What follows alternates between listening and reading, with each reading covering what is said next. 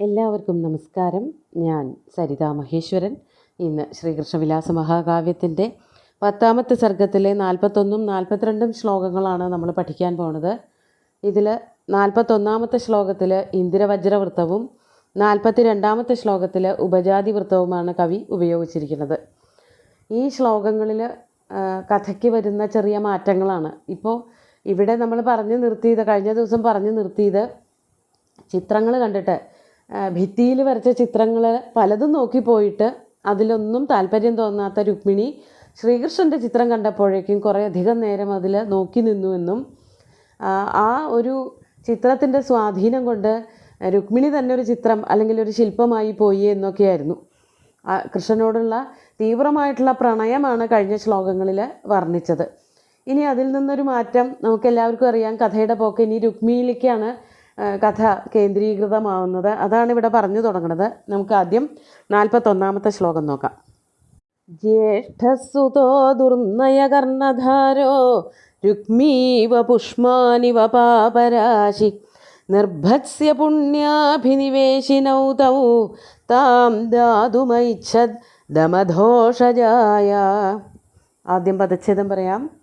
ജ്യേഷ്ഠ സുത ദുർനയ കർണധാര രുക്മീ വപുഷ്മാൻ ഇവ പാപരാശി നിർഭത്സ്യ പുണ്യാഭിനിവേശിനൗ തൗ താം ദാതും ഐച്ഛദ് ദമധോഷജായ. എന്താണ് ഇവിടെ സംഭവിച്ചത്? അങ്ങനെ ശ്രീകൃഷ്ണനോടുള്ള അമിതമായിട്ടുള്ള പ്രേമം, അച്ഛനമ്മമാരുടെ സഹായം, അച്ഛനമ്മമാർ രുക്മിണിയോട് കൂടെ തന്നെയായിരുന്നു. ഇങ്ങനെ ഒരാളോട് ഇഷ്ടം തോന്നിയതിൽ അവരെല്ലാവരും ധന്യരായി എന്ന് വിചാരിച്ചിരിക്കുന്ന സമയത്താണ് ഏട്ടനായിട്ടുള്ള രുക്മിണിയുടെ വരവ്. അതാണ് പറഞ്ഞു തുടങ്ങുന്നത്. ദുർനയ കർണധാര വപുഷ്മാൻ പാപരാശി ഇവ ജ്യേഷ്ഠസുത. ദുർനയ കർണധാര. കർണധാരൻ എന്ന് സാധാരണ പറയുക ക്യാപ്റ്റനെയാണ്. അതായത് ഒരു കപ്പലൊക്കെ കൊണ്ട് നടക്കുന്ന കപ്പിത്താനെ പറയണ പേരാണ് കർണധാരൻ. ത്വാം കർണധാരം എന്ന് ഭഗവാനെ തന്നെ മേൽപ്പത്തൂർ വിളിക്കുന്നുണ്ട്. അങ്ങാണ് ഈ ശരീരമാകുന്ന വഞ്ചി കൊണ്ടുപോകുന്ന നമ്മുടെയൊക്കെ ആ വഞ്ചിയെ വേണ്ട വിധത്തിൽ വേണ്ട ലക്ഷ്യത്തിലേക്ക് എത്തുന്ന കർണധാരൻ ആയിട്ടാണ് ഭഗവാനെ കൽപ്പിക്കുന്നത്. ഇവിടെ കർണധാരൻ എന്നുള്ളത് കൊണ്ട് അതുതന്നെയാണ് ദുർനയങ്ങളുടെ കർണധാരൻ. ദുർനയങ്ങൾ, അതായത് ഒട്ടും ഒരു രാജാവിന് ചേർന്നതല്ലാത്ത പ്രവൃത്തിയാണ് ദുർനയം. പ്രജകളെ നല്ലപോലെ കൊണ്ടു നടക്കണമെങ്കിൽ നയമാണ് വേണ്ടത്. പക്ഷേ ഈ വാശിയും അതുപോലെ തന്നെ മറ്റുള്ളവരോടുള്ള എതിർപ്പുകളും അഹങ്കാരവും പൊങ്ങച്ചവും ഒക്കെ ചേർന്നുകൊണ്ട് രുക്മിക്ക് ഭയങ്കര ദുർനയങ്ങളായിരുന്നു. ജനങ്ങളെന്ന് മാത്രമല്ല അവരവരുടെ ആൾക്കാരെയൊന്നും വേണ്ട പോലെ കൈകാര്യം ചെയ്യാൻ അറിയില്ല എന്നല്ല, തന്നിഷ്ടത്തിനാണ് കൈകാര്യങ്ങളൊക്കെ ചെയ്തിരുന്നത്. ഞാനിങ്ങനെയൊക്കെയാണ് വിചാരിക്കുന്നത്, അതുപോലെ മറ്റുള്ളവർ പെരുമാറിക്കൊള്ളണം എന്നുള്ളൊരു വാശി രുക്മിക്ക് ഉണ്ടായിരുന്നു.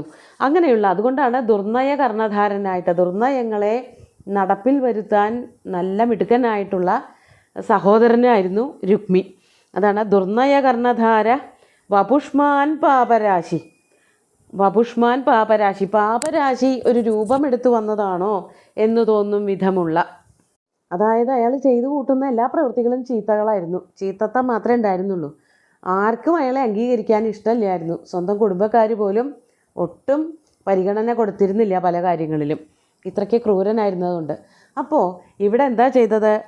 അത്രയ്ക്ക് ക്രൂരനായിരുന്ന, പാപങ്ങൾ തന്നെ രൂപമെടുത്തു വന്നതുപോലെ തോന്നുന്ന ജ്യേഷ്ഠസുത രുക്മി, മൂത്ത മകനായിട്ടുള്ള രുക്മി ഉണ്ടല്ലോ, ആ രുക്മി സഹോദരൻ പുണ്യാഭിനിവേശിനൗ തൗ നിർഭത്സ്യ.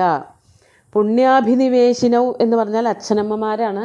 പുണ്യത്തിൽ അഭിനിവേശമുള്ളവർ, നല്ല പ്രവൃത്തികൾ ചെയ്യാൻ താല്പര്യമുള്ളവരായ പുണ്യാഭിനിവേശികളായിട്ടുള്ള രണ്ടുപേരെയും തൗ നിർഭത്സ്യ, അവരെ ചീത്ത പറഞ്ഞ് ഒഴിവാക്കിക്കൊണ്ട് ദമധോഷജായ താം ദാതും ഐച്ഛദ്. ദമധോഷജൻ എന്നുള്ളൊരു വാക്ക് ഇതിലതിൻ്റെ വ്യാഖ്യാനമൊന്നും കാണാനില്ല. ശിശുപാലൻ എന്ന് മാത്രമേ അർത്ഥം കൊടുത്തിട്ടുള്ളൂ. ദമധോഷജന് കൊടുക്കാനായിട്ട്, ശിശുപാലന് വിവാഹം കഴിച്ചു കൊടുക്കാനായിട്ട് ഐച്ഛദ് താല്പര്യപ്പെട്ടു. അപ്പോൾ അച്ഛനമ്മമാരുടെയും രുക്മിണിയുടെയും സമ്മതമൊന്നുമില്ലാതെ ജ്യേഷ്ഠനായിട്ടുള്ള രുക്മി തൻ്റെ സഹോദരിയെ രുക്മിണിയെ ശിശുപാലന് ചേതി രാജ്യത്തെ അധിപതിയായിട്ടുള്ള ശിശുപാലന് വിവാഹം കഴിച്ചു കൊടുക്കാൻ ആഗ്രഹിച്ചു. അപ്പോൾ അവരുടെ എല്ലാ മോഹങ്ങളെയും തട്ടിത്തെറിപ്പിച്ചു. അവരുടെ പുണ്യങ്ങൾ, നല്ല പ്രവൃത്തികളൊക്കെ ചെയ്തുകൊണ്ടിരുന്നവരാണ് ഈ അച്ഛനമ്മമാർ. അവരെയൊക്കെ തഴഞ്ഞിട്ട്, അവരെയൊക്കെ ചീത്ത പറഞ്ഞിട്ട്, ഭത്സനം ചെയ്തിട്ട്, നിർഭത്സ്യ എന്നൊക്കെ പറയുമ്പോൾ ഒഴിവാക്കുക, അവരുടെ അഭിപ്രായങ്ങൾക്കൊന്നും യാതൊരു വിലയും കൽപ്പിക്കാതെ രുക്മിണിയെ ചേതി രാജാവായിട്ടുള്ള ശിശുപാലന് വിവാഹം കഴിച്ചു കൊടുക്കാൻ തീരുമാനിക്കുകയാണ്. ആഗ്രഹിച്ചു, തീരുമാനമെടുക്കുകയും ചെയ്തു. നമുക്ക് അടുത്ത ശ്ലോകം കൂടി നോക്കാം. 42-ാമത്തെ ശ്ലോകം നോക്കൂ. ദുഃശിക്ഷിതത്വാത്തനയസ്യ തസ്യ മന്ദീകൃതത്വാജ്ജരസാ മഹിംന ബലാച്ചരാജ്ഞ ശിശുപാലനാംന സ്വകാമഭംഗം നൃപതിർവിഷേഹേ. രാജ്യാധിപതിയായിരുന്ന, കുണ്ടിന രാജ്യത്തിലെ അധിപതിയായിരുന്ന ഭീഷ്മക മഹാരാജാവിന് വല്ലാത്ത വിഷമായി. പല പല കാരണങ്ങളും ഉണ്ടെന്നാണ് പറയണത്. നമുക്ക് ആദ്യം പദച്ഛേദം നോക്കാം. ദുഃശിക്ഷിതത്വാത് തനയസ്യ തസ്യ മന്ദീകൃതത്വാത് ജരസാ മഹിംന ബലാത് ച രാജ്ഞ ശിശുപാലനാംന സ്വകാമഭംഗം നൃപതി വിഷേഹേ. നൃപതി എന്നുള്ളത് കൊണ്ട് ഭീഷ്മക മഹാരാജാവ്, അദ്ദേഹത്തിന് ഇതൊന്നും സഹിക്കാൻ പറ്റിയില്ല. അതിനെന്തൊക്കെയായിരുന്നു കാരണം? തസ്യ തനയസ്യ ദുഃശിക്ഷിതത്വാത്. തൻ്റെ പുത്രൻ തന്നെയാണ്, പക്ഷേ നല്ലവണ്ണം പോലെയൊന്നുമല്ല വിദ്യാഭ്യാസവും അതുപോലെ തന്നെ ശീലങ്ങളും ഒന്നും ആർജിച്ചെടുത്തത്. അതുകൊണ്ട് ഈ പുത്രൻ്റെ ദുർനയം കാരണം ഏറ്റവും അധികം ദുഃഖിച്ചിരിക്കുന്നത് അച്ഛനമ്മമാർ തന്നെയാണ്. അങ്ങനെയുള്ള അയാളുടെ ദുഃശിക്ഷണം, വേണ്ടതുപോലെ പഠിക്കായിക, ജനങ്ങളെ കൈകാര്യം ചെയ്യാൻ വശല്യായ്മ, അതുപോലെ അഹങ്കാരം, അതുപോലെ അത്യാഗ്രഹം, വാശികൾ, ഇതൊക്കെ കണ്ടിട്ട്, അങ്ങനെയുള്ള ഈ ദുസ്വഭാവങ്ങൾ മുഴുവനും കണ്ടിട്ട് തസ്യ തനയസ്യ ദുഃശിക്ഷിതത്വാത്, അതായത് ഇയാളോടൊന്നും എതിർക്കാൻ തന്നെ പറ്റില്ല, എന്തൊക്കെയാ തിരിച്ചു കാണിക്കുക എന്ന് പറയാൻ പറ്റില്ല. മകനാണ് എന്ന് വിചാരിച്ചിട്ട്, അല്ലെങ്കിൽ അച്ഛനാണ് എന്നുള്ള വിചാരം തിരിച്ചില്ലാതെ പെരുമാറി തുടങ്ങിയാൽ പിന്നെ അങ്ങനെയുള്ള ആൾക്കാരോട് ഇടപെടാൻ നമുക്ക് ബുദ്ധിമുട്ടാണല്ലോ. അതുകൊണ്ട് അയാളോടൊന്നും പറഞ്ഞിട്ട് കാര്യമില്ല എന്ന് ഭീഷ്മകനെ അറിയാം. അതുകൊണ്ടും പിന്നെ പറയാണ് ജരസാ മഹിംന മന്ദീകൃതത്വാത്, നല്ലവണ്ണം പ്രായമായി. ജരസാ മഹിംന എന്ന് പറഞ്ഞാൽ മഹിമാവ്, അല്ലെങ്കിൽ അതിൻ്റെ ഒരു ശ്രേഷ്ഠത എന്നല്ല അർത്ഥം ഉദ്ദേശിക്കുന്നത്. മഹിമാവ് എന്ന് പറഞ്ഞാൽ അതങ്ങോട്ട് കൂടിപ്പോയത് കൊണ്ട്, ജരസ വാർദ്ധക്യം വളരെയധികമായതുകൊണ്ട് ഈ രുക്മിയുടെ സ്വഭാവങ്ങളെ മുഴുവനും തിരുത്താനുള്ള ഒരു അവസ്ഥയൊന്നും, അല്ലെങ്കിൽ അതിൻ്റെ പ്രായമൊന്നും അല്ല കുണ്ടിന മഹാരാജാവിന്. അതായത് ഭീഷ്മന് അത്ര ചെറുപ്പമല്ല.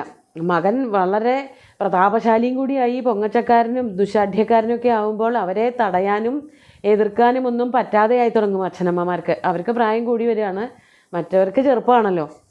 അപ്പോൾ ആ ഒരു ബുദ്ധിമുട്ട് കൊണ്ടും ജരസാമഹിംന മന്ദീകൃതത്വാത്, അതുകൊണ്ട് തന്നെ പല കാര്യങ്ങളും ചെയ്യാൻ എളുപ്പമല്ല. പതുക്കെ കാര്യങ്ങൾ നടത്തി വരാൻ പറ്റുള്ളൂ. രുക്മിയാണെങ്കിൽ ചെറുപ്പക്കാരനായതുകൊണ്ട് കാര്യങ്ങളൊക്കെ വേഗം തീരുമാനങ്ങൾ എടുക്കുകയും ശിശുപാലനെ അറിയിക്കുകയൊക്കെ ചെയ്തു. അപ്പോൾ ഇനി അതിലുപരി ഇവർക്ക് ചെയ്ത് അതിൻ്റെ മീതെ നിൽക്കാൻ പറ്റുന്നില്ല. അതുകൊണ്ടുള്ള വിഷമാണ്. അതാണ് മന്ദീകൃതത്വാത്. അതുമാത്രമല്ല ശിശുപാലനാംന രാജ്ഞ ബലാദച, ശിശുപാലൻ എന്ന പേരുള്ള രാജാവിൻ്റെ ബലം, രാജാവിന് നല്ല ശക്തിയുണ്ട്, സൈന്യബലമുണ്ട്, നല്ല മിടുക്കനായിട്ടുള്ള രാജാവാണ്. ക്രൂരനാണ്, ചീത്തത്തങ്ങൾ പലതും ഉണ്ടെങ്കിലും അയാളെ എതിർക്കുക എന്ന് പറഞ്ഞാൽ അതും ബുദ്ധിമുട്ടുള്ള കാര്യമാണ്. ബലാദച്ച സ്വകാമഭംഗം വിഷേഹേ, തൻ്റെ കാമം ഭഞ്ജിച്ചു പോയത്, അതായത് എനിക്ക് എൻ്റെ മകളെ ശ്രീകൃഷ്ണന് കൊടുക്കണം എന്നായിരുന്നു എന്നുള്ളതാണ് കാമം. അച്ഛനമ്മമാരുടെ, പ്രത്യേകിച്ച് ഭീഷ്മർക്ക് അതായിരുന്നു മോഹം. ഭീഷ്മക മഹാരാജാവിൻ്റെ മോഹം അത് തട്ടിത്തെറിപ്പിച്ച് കളഞ്ഞു മകൻ. അതുകൊണ്ട് ആ കാമഭംഗത്തിനെ അങ്ങോട്ട് സഹിച്ചു എന്നാണ് കവി പറയണത്. വേണമെങ്കിൽ നല്ല കാലത്തൊക്കെ ആയിരുന്നെങ്കിൽ ഭീഷ്മകൻ ഇതിനൊക്കെ എതിർത്ത് പുറപ്പെട്ടേനെ. പക്ഷേ മകൻ ശക്തനായി തീർന്നു.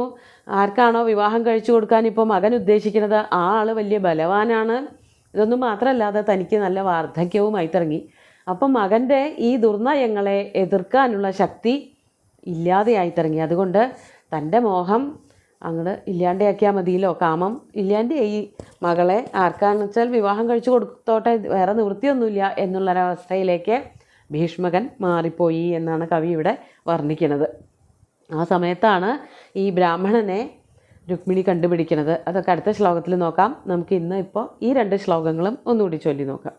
ജ്യേഷ്ഠസുതോ ദുർനയകർണധാരോ രുക്മീ വപുഷ്മാനിവ പാപരാശി നിർഭത്സ്യ പുണ്യാഭിനിവേശിനൗ തൗ താം ദാതുമൈച്ഛദ്ദമധോഷജായ ദുഃശിക്ഷിതത്വാത്തനയസ്യ തസ്യ മന്ദീകൃതത്വാജ്ജരസാമഹിംന ബലാച്ചരാജ്ഞശിശുപാലനാംന സ്വകാമഭംഗം നൃപതിർവിഷേഹേ. ഇനി രുക്മിണിയുടെ മറ്റു ചില നടപടികൾ, അതുപോലെ തന്നെ ബ്രാഹ്മണനെ വിളിക്കാനുള്ള രുക്മിണിയുടെ നടപടികൾ, അതൊക്കെയാണ് അടുത്ത ശ്ലോകങ്ങളിൽ വരുന്നത്. സുന്ദരമായിട്ടുള്ള 2 ശ്ലോകങ്ങളും ഭഗവാന്റെ കാൽക്കൽ അർപ്പിച്ചുകൊണ്ട് ഗുരുവായൂരപ്പനെ സാഷ്ടാംഗം നമസ്കരിച്ചുകൊണ്ട് എല്ലാവർക്കും ശുഭദിനം നേർന്നു നിർത്തട്ടെ. നന്ദി.